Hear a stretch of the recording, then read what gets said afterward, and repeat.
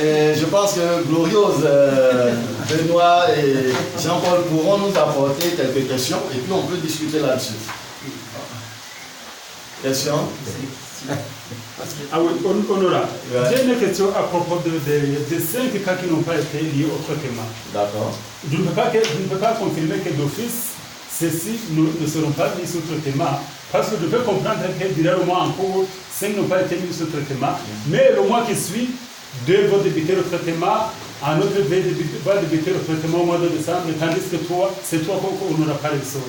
Comment on va compléter cette fiche de suivi? D'accord. La première chose, c'est que cette fiche de suivi est une fiche dynamique. Logiquement, elle se remplit à partir de Excel pour que ça soit automatisé, pour que ça change.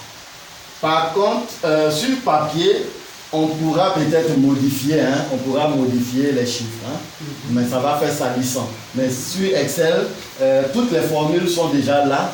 Lorsque vous avez 2 ici, ceci se change automatiquement, logiquement. Maintenant, allons sur le cadre de la compréhension, sur papier, pour comprendre. Ce que vous avez dit tout à l'heure, je vais l'illustrer. Nous sommes maintenant au mois de novembre, pour illustrer. Nous arrivons au mois de novembre.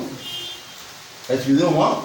Au mois de novembre, nous avons 10 positifs que nous avons eus, n'est-ce pas? Oui. Parmi les 10 positifs que nous avons eus, je regarde le traitement au mois de novembre. Le total de traitement au mois de novembre, donnez-moi un chiffre.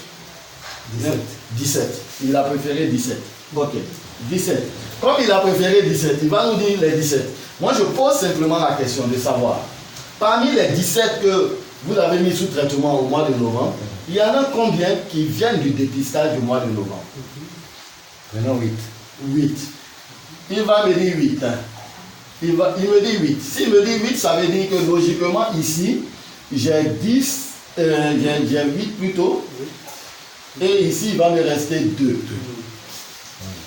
Maintenant, entre 8 et 17, il me reste 9, n'est-ce pas? Les 9 viennent de quelle période d'avant? Ça peut être 3 d'ici.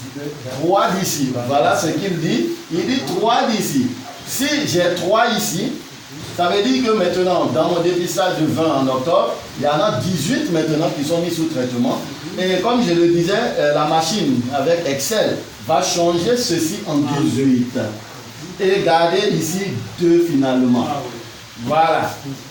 Maintenant, Jean-Paul, nous continuons. Il nous reste 6. Il nous reste 6, on va les mettre ici.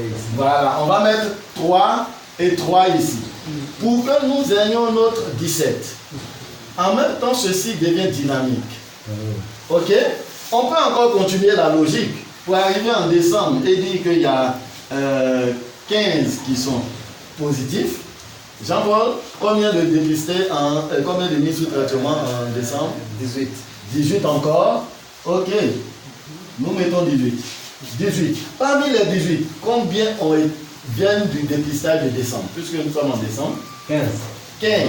Tous les 15 viennent d'ici. Ok. Donc, ici, tu as le total de 15 qui a été mis. Donc, tu as 0 qui n'est pas lié dans cette cohorte. Mais il y a 3. Ces 3 proviennent d'où? De 2 en novembre. Donc 2 ici, voilà. Donc celui-ci va faire 10 qui sont mis maintenant sous traitement. Et 0, voilà. Et 1 ici. Bon. Ça c'est ici. Et 1 où? Tu prends octobre. On prend octobre. On prend octobre. Et 1 ici, qui va nous faire maintenant 19. Et 1 ici. Mais entre-temps, la machine est en train de changer les taux de liaison en même temps, lorsque ça se met à jour. Voilà.